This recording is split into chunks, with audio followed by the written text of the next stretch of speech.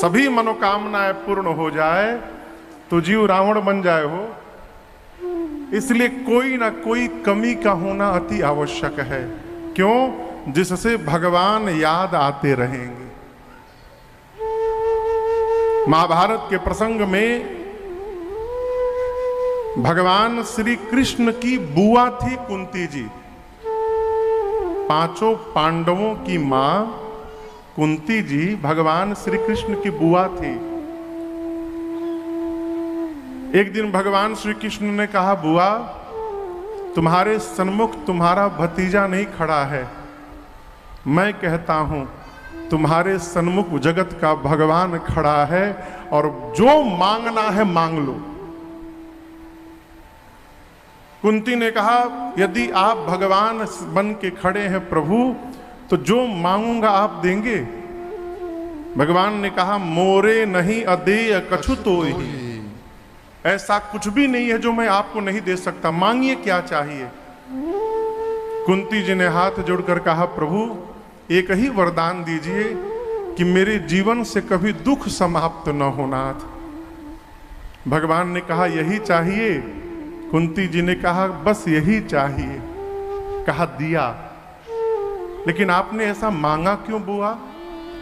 कुंती ने कहा, प्रभु सुख आता है तो आप दिखाई नहीं पड़ते, और दुख आता है तो आपके सिवा दूसरा कोई दिखाई नहीं देता। प्रभु हम चाहते हैं आप सदैव स्मरण में बने रहें, इसलिए दुख आवे जीवन में। इसलिए बड़ी बड़ी गूढ़ बात है ये, इसको कई लोग अन्यथा लेके चले जाएंगे, लेकिन आपसे सत्य कहता हूं, जब तक कष्ट ना आवे तब तक भगवान की याद आने वाली नहीं है। सुग्रीव को भगवान ने राजा बनाया, राज सत्ता दिलाई, पत्नी को वापस दिलाया, कोष दिलाया, सब कुछ से संपन्न किया, और जिस भगवान के कारण सर्वत्र सब कुछ प्राप्त हुआ, सुग्रीव राजा बन के उसी भगवान को भूल गए। राम जी को आया क्रोध, चतुर्मास के बाद निकाले अपना सारंग धनुष, उस पर अमोघ बाण चढ़ाए, बोले सुग्रीव बहु सुधि मोर बिसारी। क्यों? पावा राज क्रोश पुर नारी। भूल गया मुझे, जिस बाण से मैंने बाली को मारा था, जेहि सायक मारा मैं बाली, तेहि सर हटाऊं मोड़ काली। अब इसका सामान्य अर्थ दर्शन करिए भैया।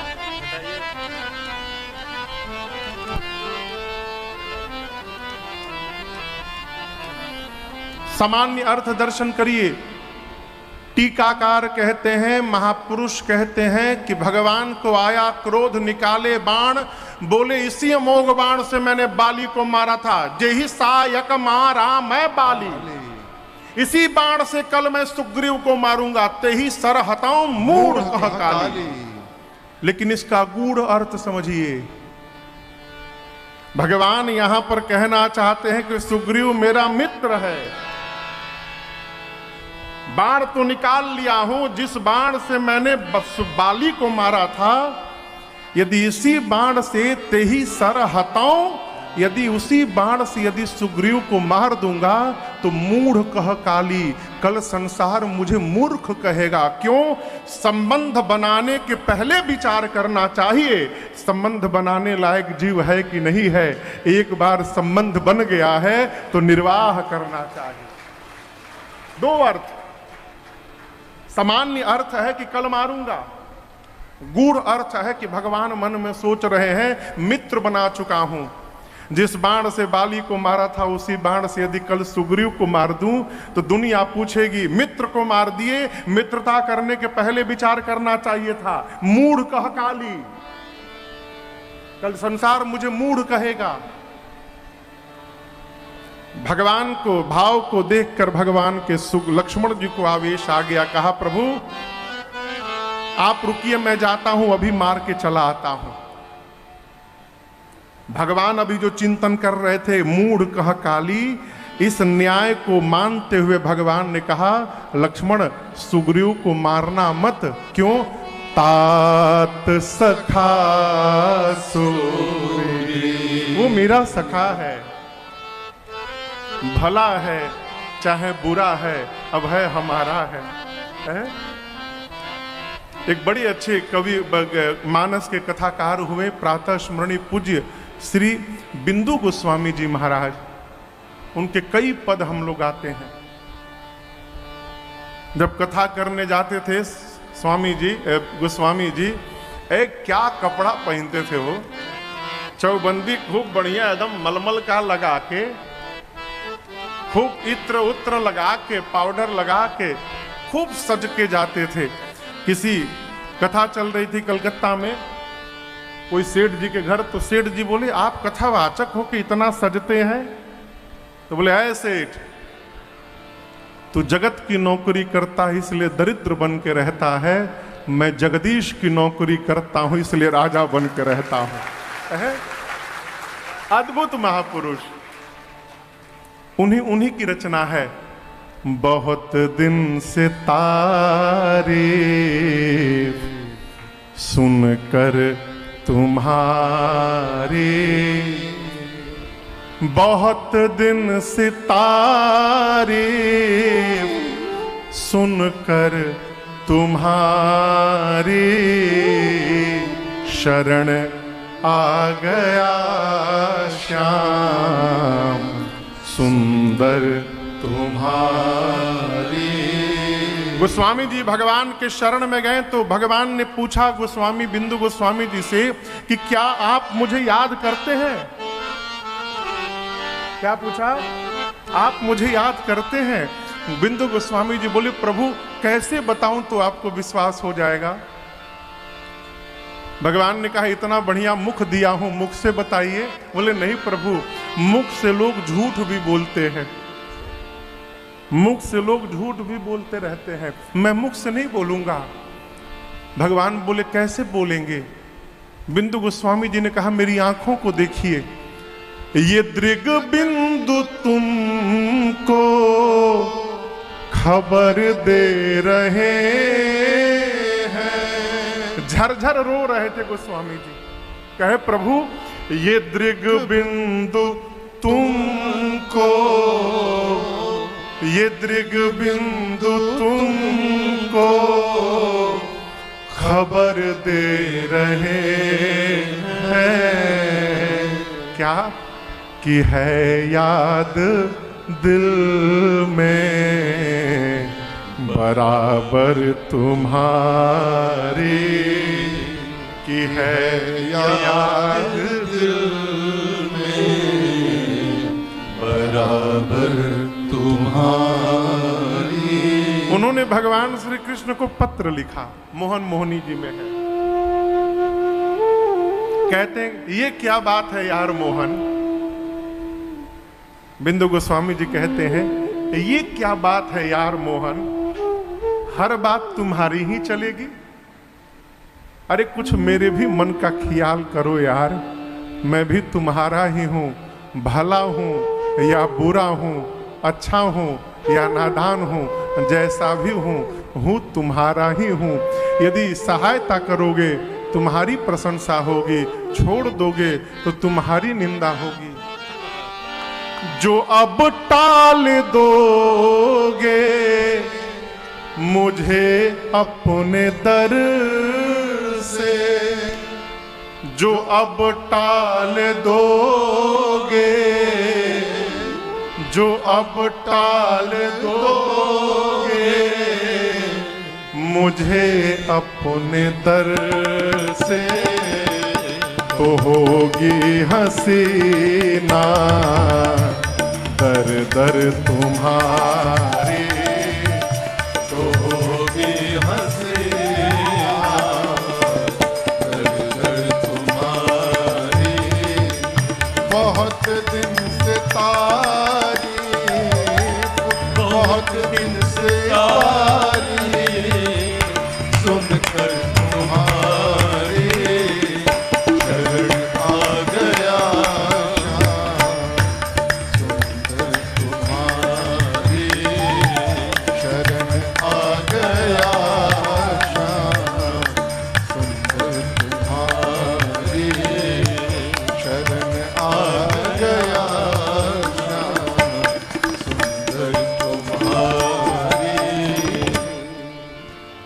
भगवान ने कहा भला है चाहे बुरा है, तात सखा सुग्रीव मेरा सखा है। अब यहां दर्शन करिए, लक्ष्मण जी को भगवान ने कहा जाइए केवल भय दिखाकर लाइए।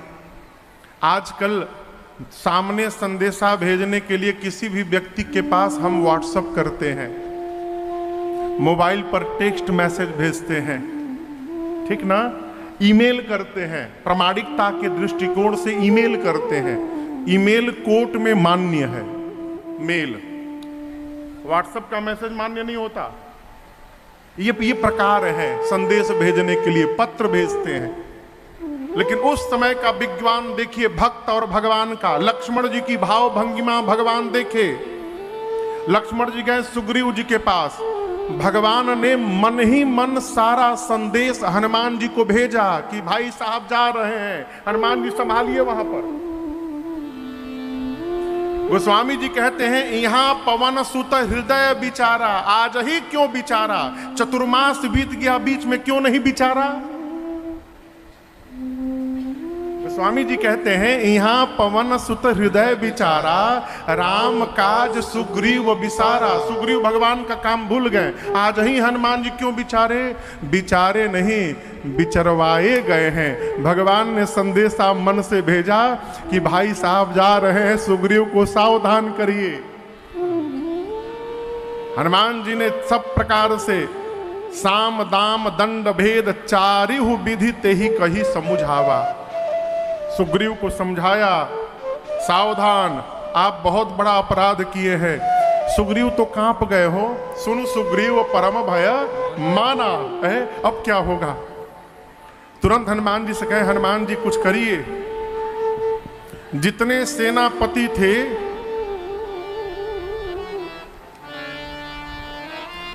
क्या हो गया हो, बंद कराइए, बंद कराइए। कहाँ गए लाइट वाले भैया। हाँ ठीक है, घबराए के ना।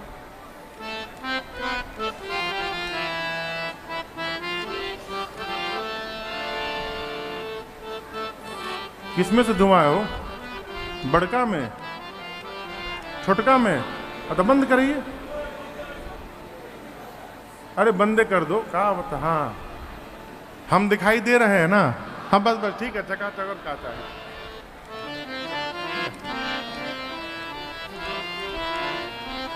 गईल माघ दिन 29 बाकी।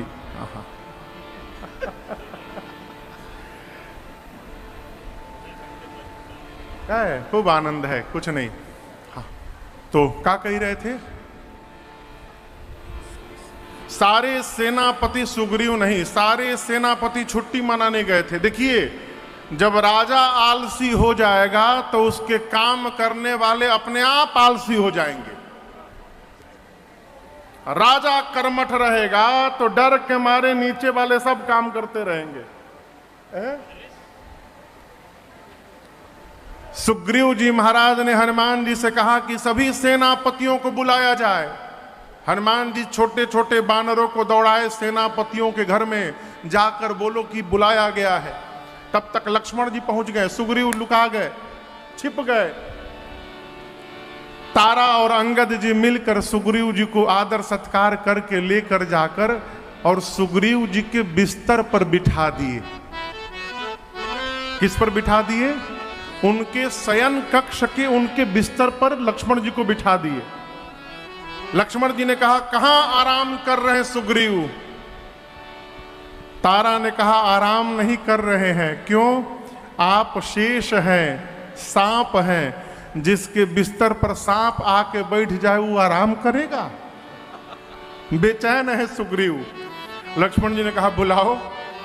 सुग्रीव आए, लक्ष्मण जी लेकर आए राम जी के पास। आते आते सुग्रीव जी ने दंडवत कर लिया, कहा प्रभु क्षमा करिए, आपकी माया ने मुझे फंसा लिया नाथ, और आपकी माया से बचना ये जीव के बस की बात नहीं है, क्षमा करिए रघुनाथ जी। भगवान ने क्षमा कर दिया। सुग्रीव जी ने सभी कपियों को बुलाया, बुलाकर कहा आप सभी लोग मिलकर पूरब पश्चिम उत्तर में जाइए। कहां जाइए, पूरब, पश्चिम और उत्तर में जाइए, जा करके सीता जी का पता लगाइए।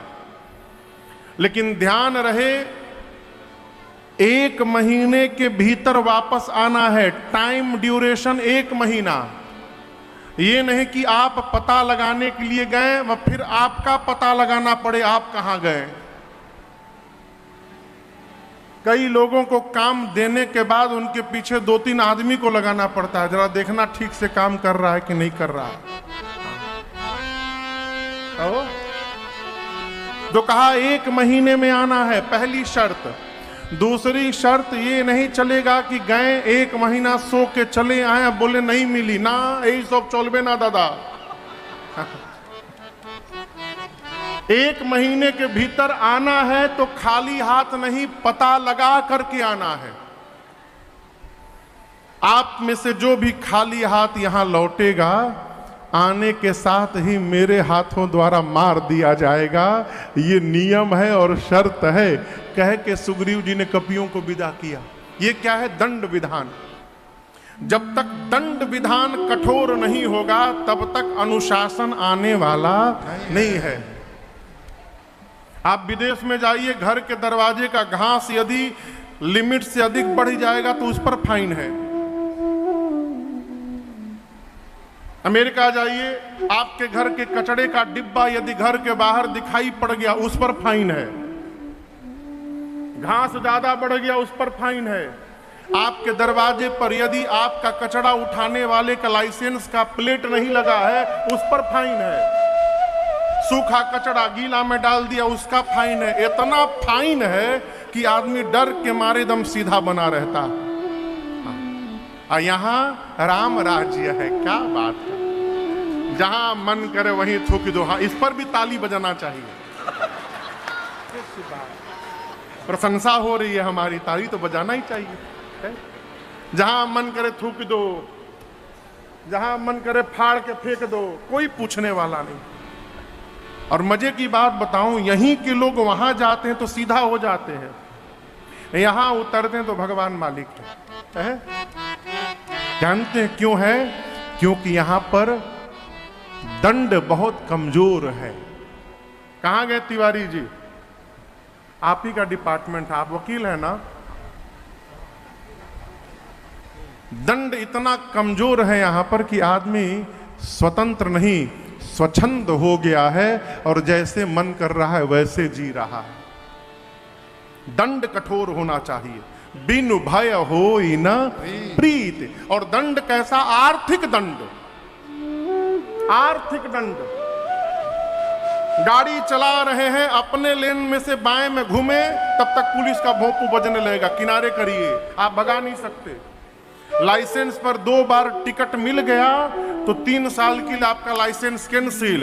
अब 3 साल बाद परीक्षा दीजिए, पास होइएगा तो फिर मिलेगा। डर के मारे आदमी सीधा बना रहता है? यहां सुग्रीव जी ने कहा बिना पता लगाए जो आएगा वो मेरे हाथों मार दिया जाएगा। कपि लोग गए।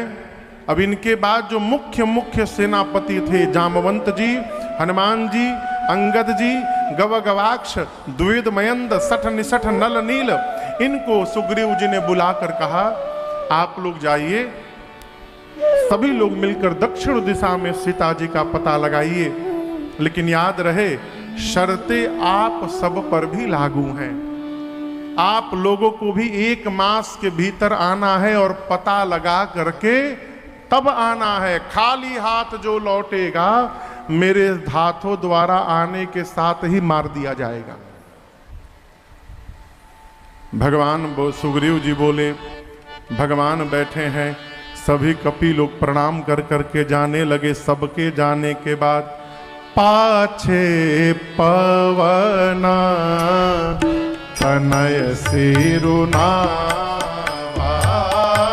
पाछे पवन तनय सिरुना,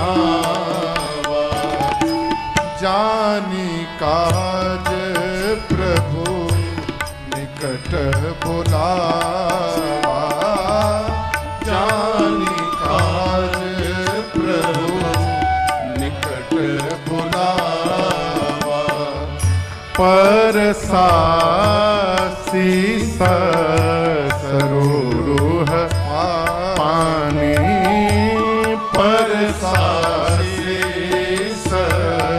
सरोरुह पानी कर मुद्रिका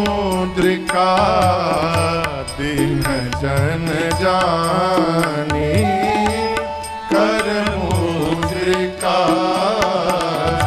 दिन जन जानी बहु प्रकार सीतहि समुझाए हो बहु प्रकार सीतहि समुझाए हो कहीं बल बिरह बेगी तुम आए हो कहीं बल बिरह बेगी तुम आए हो कहीं बल बिरह बेगी तुम आए हो। सारे कपि लोग प्रणाम किए, भगवान आशीर्वाद देते रहे। सबसे अंत में गोस्वामी जी कहते हैं श्री हनुमान जी महाराज ने भगवान को प्रणाम किया दूर से। पाछे पवन तनय सिरु नावा। अब यहां मैं आपसे एक प्रश्न पूछूं, आप 10 लोग भगवान के सामने गए, ठीक, और भगवान ने आपसे कोई काम करने के लिए कहा, तो आप सबसे पहले करने जाएंगे कि सबसे बाद में करने जाएंगे? कहिए, सबसे पहले जाएंगे ना। हनुमान जी कब गए, काहे?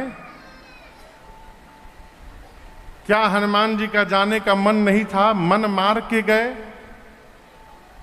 बात है ना। बाद में क्यों गए? अब यहां दर्शन करिए, यहां हनुमान जी को हनुमान नहीं कहा गया। पाछे पवन तनय सिरुनावा। जब हम लोग गांव जाते थे गर्मी की छुट्टी में और साइकिल चलाते थे नहर पर, यदि साइकिल चलाते समय हवा सामने से आ जाती थी तो बड़ा कष्ट होता था। अब पीछे से हवा भेटा जाए तो खूब आनंद होता था। वो पैडल मारना भी नहीं पड़ता था, साइकिल भागती जाती थी। यहां हनुमान जी प्रणाम नहीं किए, पाछे पवन तनय सिरुनावा। आज हनुमान जी पवन पुत्र बनके सभी कपियों के पीछे से जा रहे हैं कि यदि आगे कोई जाने में आनाकानी भी करेगा तो जैसे हवा पीछे से ढकेल कर लेके आगे चलता है, हनुमान जी सभी कपियों को पीछे से लेकर आगे चलेंगे। इसलिए हनुमान जी ने बाद में प्रणाम किया। पाछे पवन तनय सिरुनावा। भगवान ने किसी को नहीं बुलाया, लेकिन हनुमान जी को बुलाया। क्यों? जानते हैं कि जा भले सब रहे हो, काम तो हमारा हनुमनवे करके यहां पर आएंगे। है?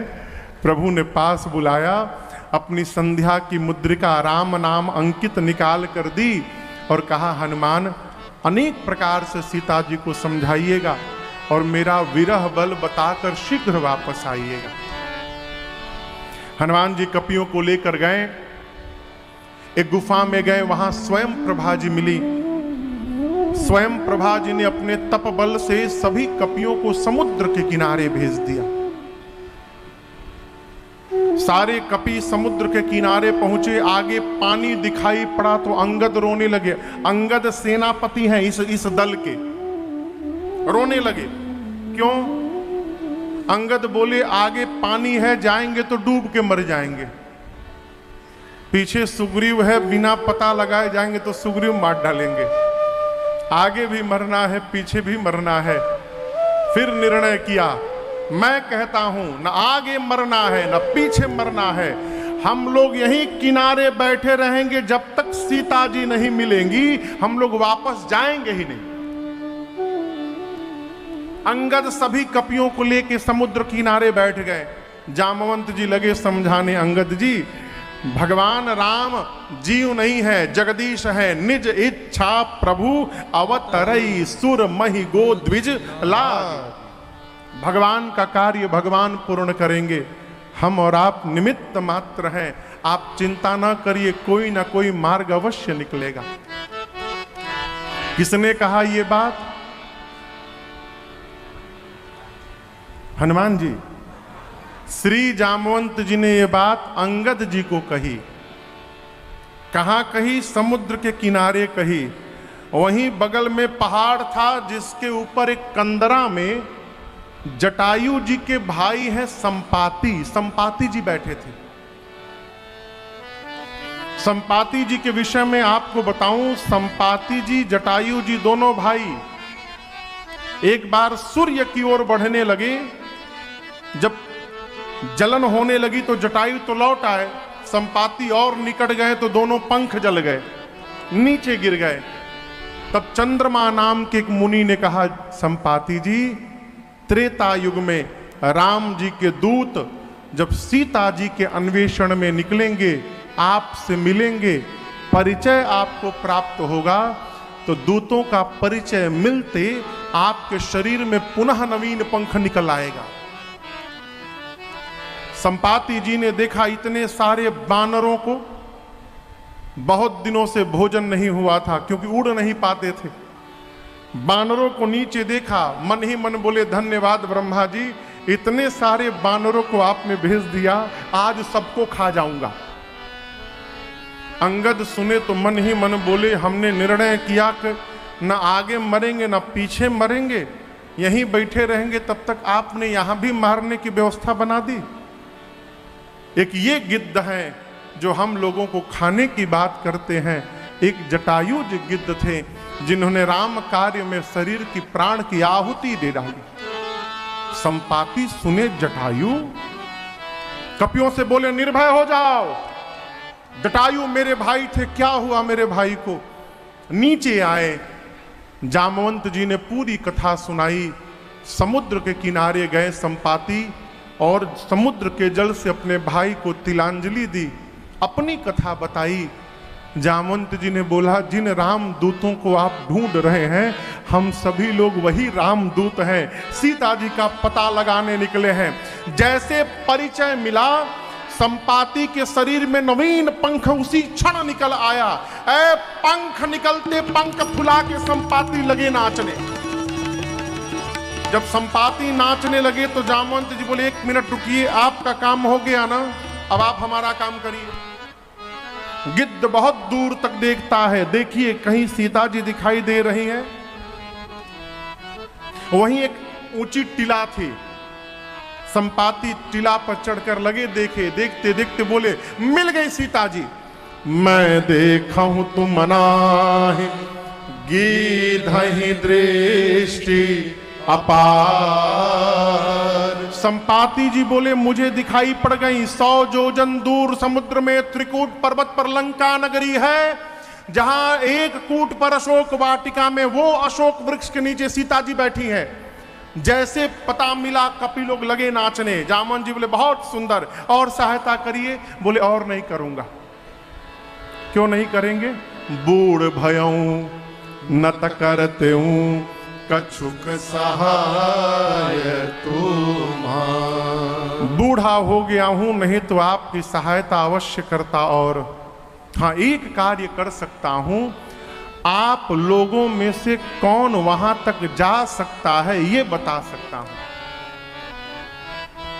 कौन जाएगा? संपाति जी ने कहा, आप में से 100 योजन की छलांग लगाने की जो शक्ति रखता है वही राम कार्य करेगा। कितना योजन? 100 योजन। 100 योजन मन समझते हैं?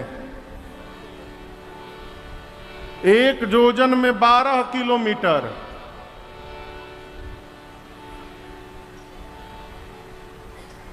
एक कोस में कितना किलोमीटर होता है? 3। 1 योजन में 4 कोस हुआ। 1 कोस योजन यानी 12 किलोमीटर। 100 योजन यानी 1200 किलोमीटर।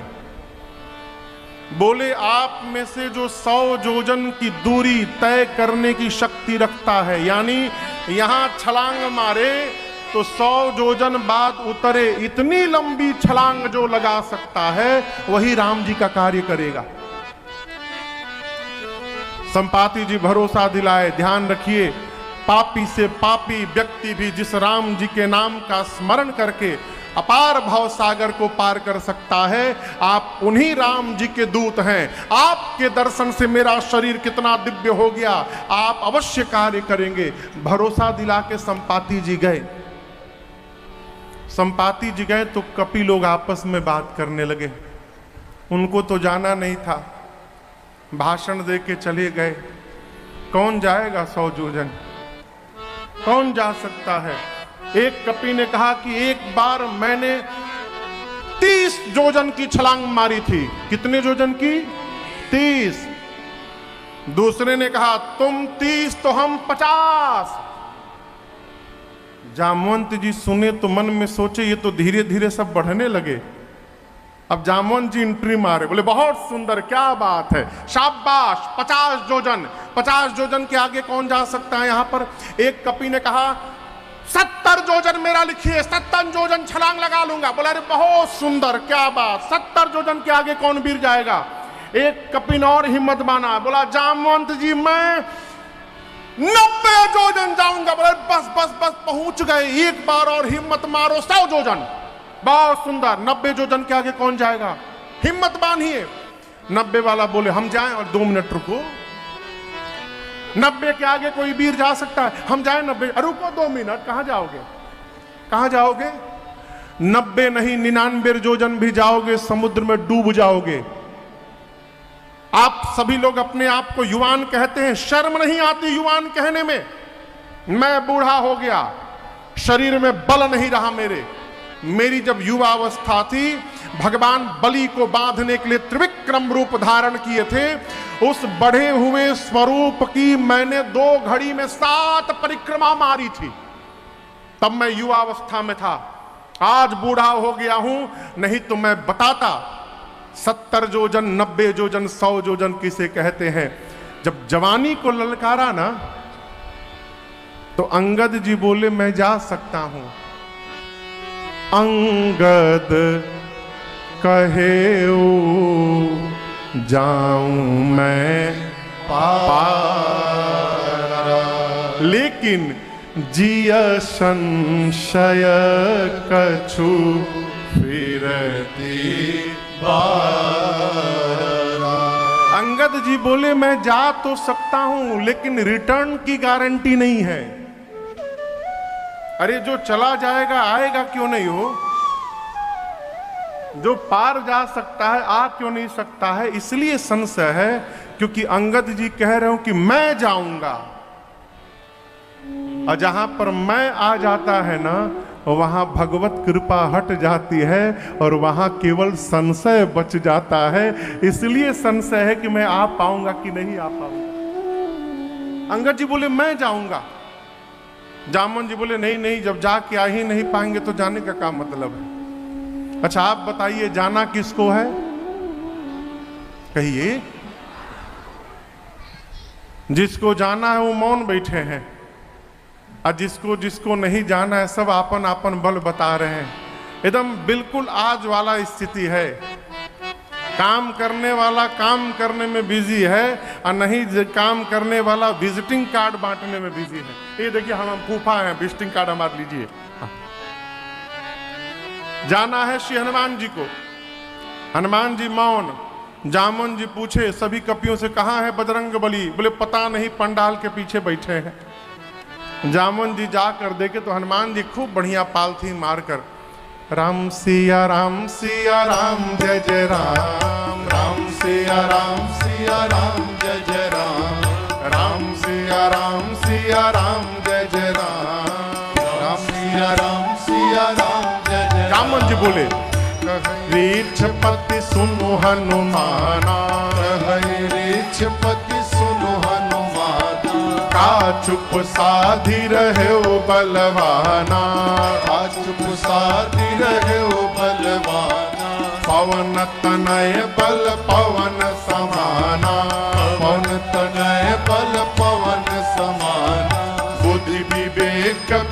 विज्ञान निधाना, बुद्धि विवेक विज्ञान निधाना। कवन सुकाज कठिन जग माही, कौन सुकाज कठिन जग माही। जो नहीं होई तात तुम पाही, जो नहीं होई तात तुम पाही। जामवंत जी बोले, हे बजरंग बली आप क्यों मौन है, कहिए आप पार जा सकते हैं ना।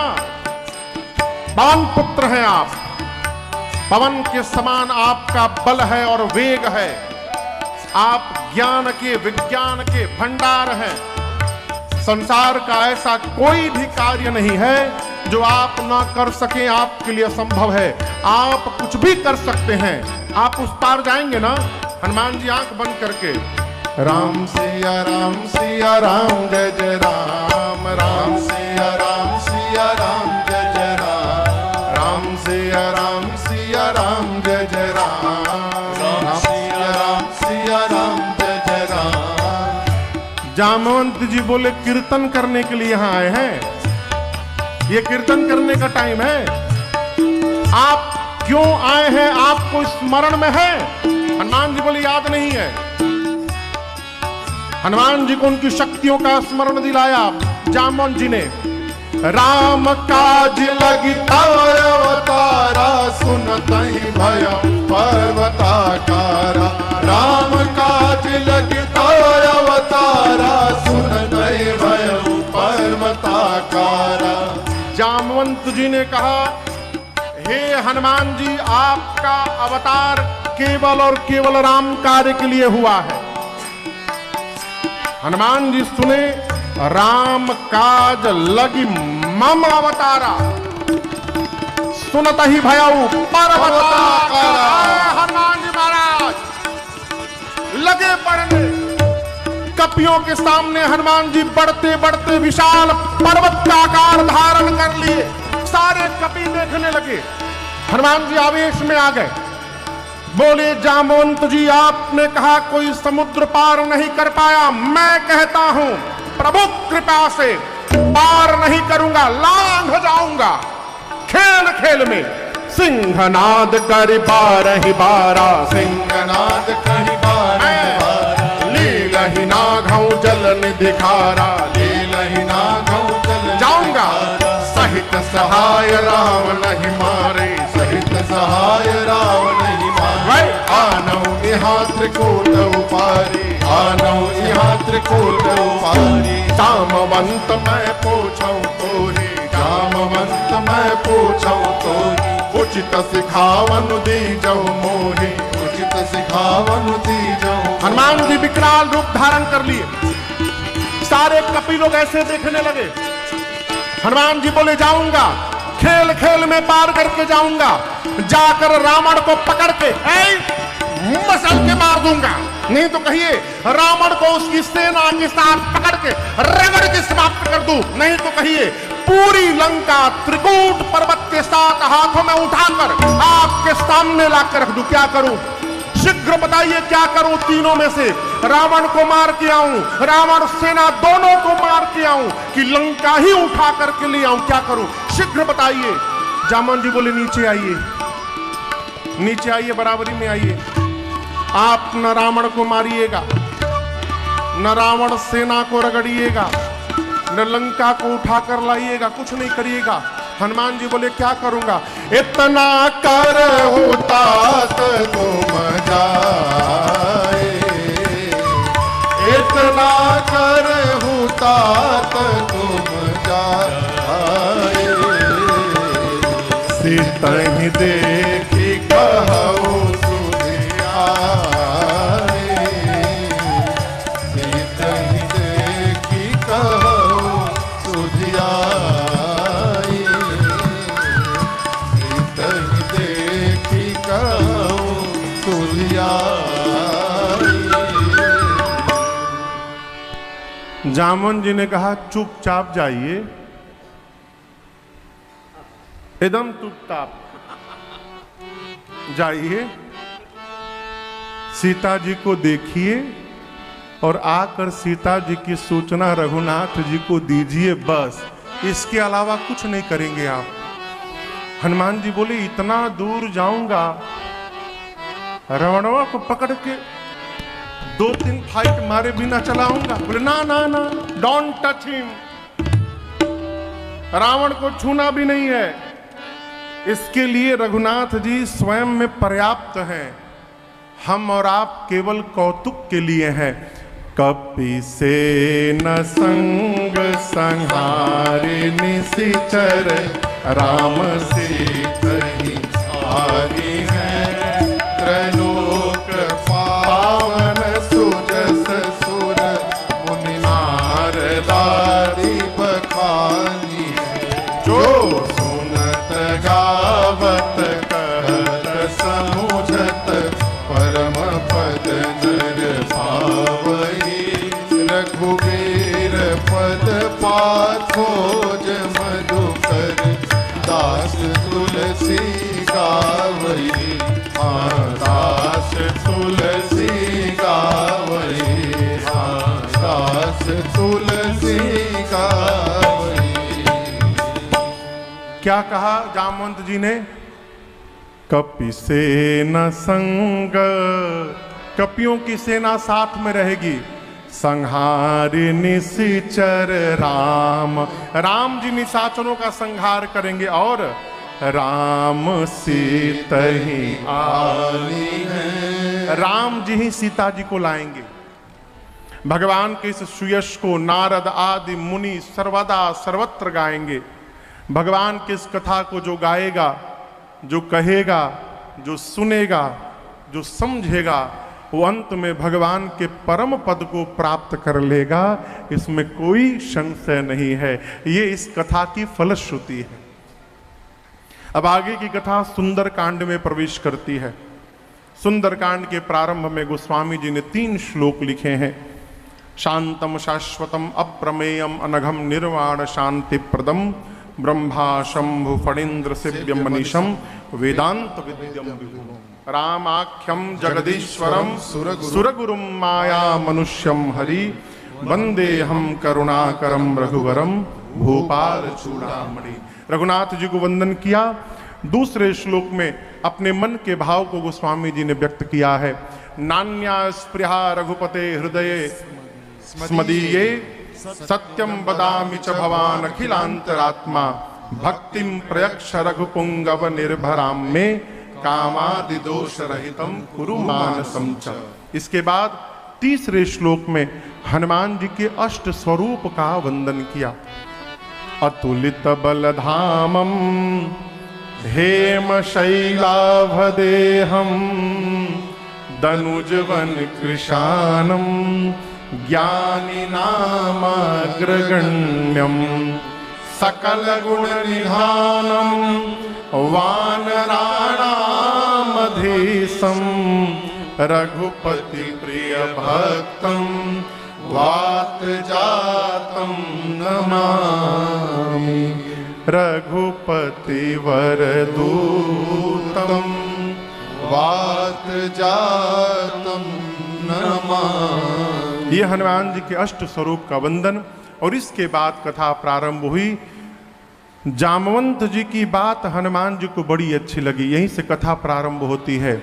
जामवंत के बचन सुहाए, सुनि हनुमंत हृदयवती भाए, तब लगी मोहि परखे हो तुम भाई, सही दुख कंद मूल फल पाई, जब लगिया वो सीतहि देखी, होई काज मोहि हरस बिसेखी, जब लगिया वो सीतहि देखी, होई काज मोहि हरस बिसेखी। श्री जामवंत जी की बात श्री हनुमान जी को बड़ी अच्छी लगी। कौन सी बात? जाइए सीता जी को देखकर आकर राम जी को सूचना दीजिए। हनुमान जी ने कपियों से कहा कि जब तक पता लगा कर न आ जाऊं आप लोग यहां से जाइएगा मत, यहीं रहिए। पता है कि आप लोगों को यहाँ कष्ट होगा, लेकिन थोड़ा कष्ट उठाइए और मेरे आने तक की प्रतीक्षा करिए। जानते हैं क्यों? इसके कई कारण, एक दो कारण मैं आपको सुनाऊं। पहला कारण, हनुमान जी को स्मरण है, सुग्रीव जी ने कहा है कि बिना पता लगाए जो आएगा, आने के साथ ही मेरे हाथों द्वारा मार दिया जाएगा। कहीं एक कपी लोग जाएं और सुग्रीव जी देखें पता नहीं लगाए तो इनको मार न दे। दूसरा कारण, ये सभी लोग चले गए और बाद में मैं पता लगा कर जाऊंगा तो कहा जाएगा कि हनुमान ने पता लगाया है, और यदि मैं आऊं और सबको साथ में लेकर जाऊंगा तो कहा जाएगा सबने मिल करके पता लगाया है। इसलिए हनुमान जी कहते हैं जाइएगा मत, यहीं खड़े रहिएगा। कब तक? जब लगी आवों सीत ही देखी। अपना नाम लिखने से बचिए। क्या कह रहा हूं? कई लोग तो कुछ काम नहीं करते, खाली स्टिकर बनवा के रखें अपने नाम का। काम करे केहू और ऊपर स्टिकर आपन चिपका दे। एक जगह, बहुत पहले एक जगह मैं शादी में गया तो वहां पंगत होती है ना, बिठाकर भोजन कराने वाला, पंगत चल रही थी वहां पर। एक आदमी करे कुछ नहीं, चुपचाप हाथ पीछे बांध के घूमे, कहे आप पूड़ी दो, सब्जी दो, दाल दो, चटनी दो, पापड़ दो, यही बोले केवल, अपने कुछ ना करे। सारे लोग भोजन कर लिए थे, अब उठने वाले थे, पानी भी किसी को नहीं चाहिए था। हम बैठे हैं दूर। तब तक जो घर का मालिक है, जिसने आयोजन किया था, वो मालिक चला आया वहां पर। तो पूरे समय जो पीछे हाथ बांध के खड़ा था, वो जैसे मालिक को देखा कि बाबू आ रहे हैं, दौड़ कर गया, चटनी की बाल्टी उठाकर लगा पूछने, चटनी चटनी चटनी चटनी, लगा चटनी चलाने। ये क्या? वो जाने कि हम काम कर रहे हैं। अरे वो जाने चाहे न जाने, ये सब जान रहे हैं कि कौन कौन सा काम कर रहा है। आप दर्शन करिए, भगवान ने इतना कुछ बनाया, कहीं भगवान ने अपना नाम लिखा? आदमी प्लास्टिक का चम्मच बनाता है, वो भी यदि सावधानी से नहीं खाइएगा तो होठे कट जाएगा।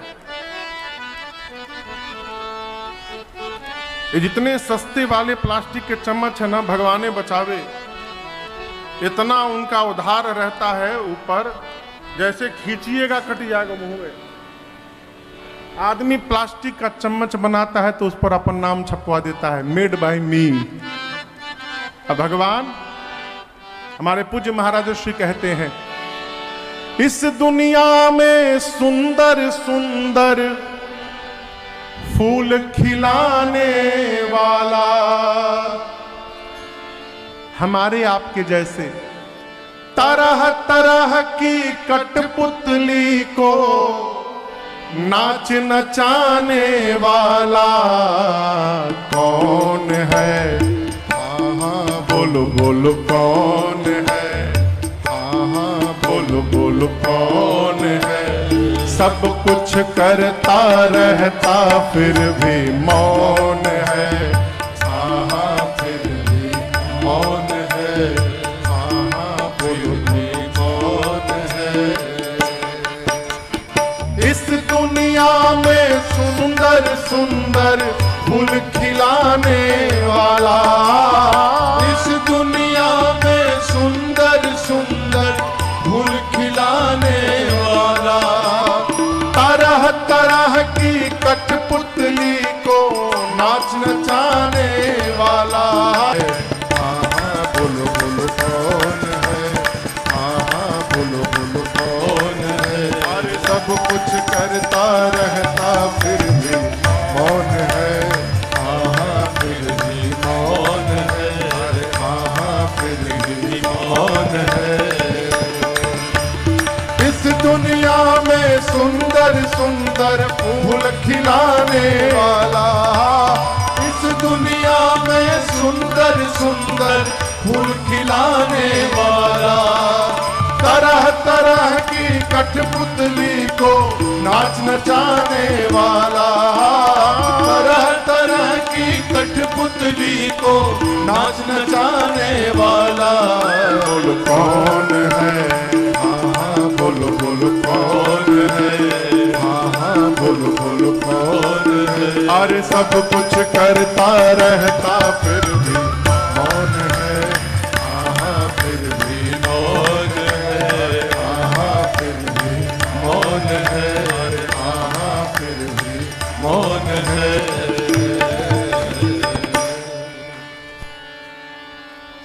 सब कुछ करता रहता फिर भी मौन है, हाँ हाँ फिर बोलो कौन है, हाँ हाँ बोलो बोलो कौन है। भगवान ने पूरी सृष्टि बनाई, कहीं अपना नाम नहीं लिखा।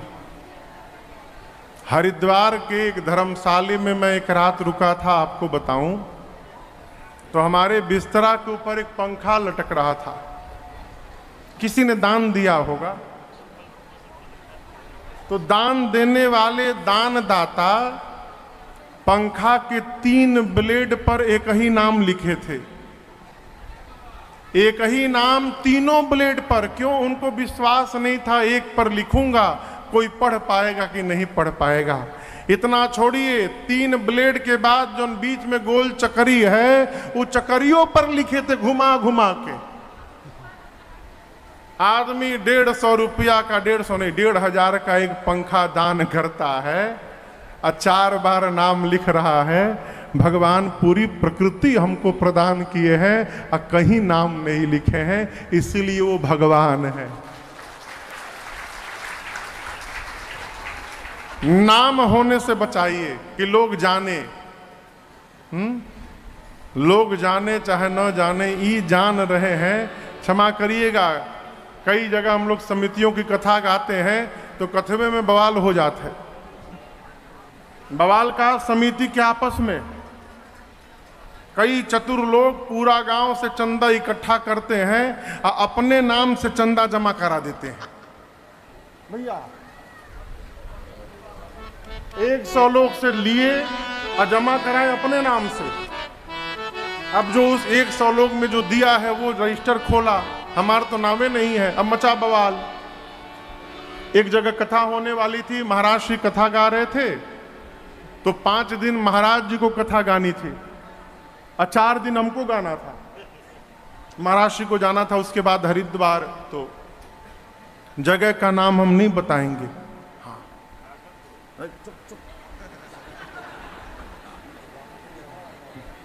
हाँ नहीं हरिद्वार जाना था। तो महाराज श्री पहुंचे,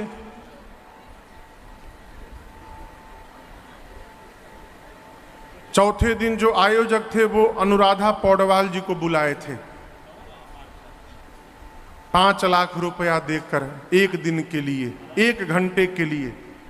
आयोजक को महाराज जी बुलाए निवास में, बोले काहो हमरे लिए तुम दक्षिणा के लिए रो रहे थे, 1 घंटा के लिए 5 लाख रुपया दे के अनुराधा जी को बुलाए हो। बोले महाराज जी, अनुराधा जी खड़ी हो जाएंगी मंच पर ना तो मेरा जग सफल। बोले क्या बोले? वो मंच पे खड़ी हो जाएंगी तो तुम्हारा जग सफल। हम यहां जो 4 घंटा कथा बांच रहे हैं उससे जग सफल नहीं हो रहा है। अब ये दिन में बात चली, तब तक रात को जिनके घर टीम के लोग रुके थे, भैया लोग, उनके ऊपर किसी ने इल्जाम लगा दिया कि वो चंदा का पैसा रख लिए, समिति को नहीं दिए। अब वो लिखाले लाठी और टीम के जो भैया लोग थे बोले जल्दी बोरा बिस्तरा लेके भागो यहां से। अब हम किसी को रखें नहीं। भैया लोग पहुंचे रास्ते पर, बोले महाराज जी, बोले भागो जल्दी नहीं तो गिरेगा लाठी। महाराज बोले हम हूं निकल रहे हैं यहां से, चलो चला जाए, हो गई राम कथा।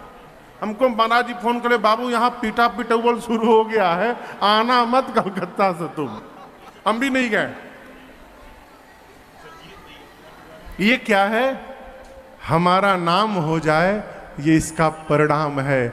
जहां जहां जब आप अपने नाम को छिपाने का प्रयास करेंगे, आपका कोई भी कार्य रुकने वाला नहीं है, अपने आप पूर्ण होता जाएगा। इससे बचाया जाए कि लोग जाने हमारे बारे में हम कर रहे हैं। हनुमान जी बोले जब तक आ ना जाऊं जाइएगा मत।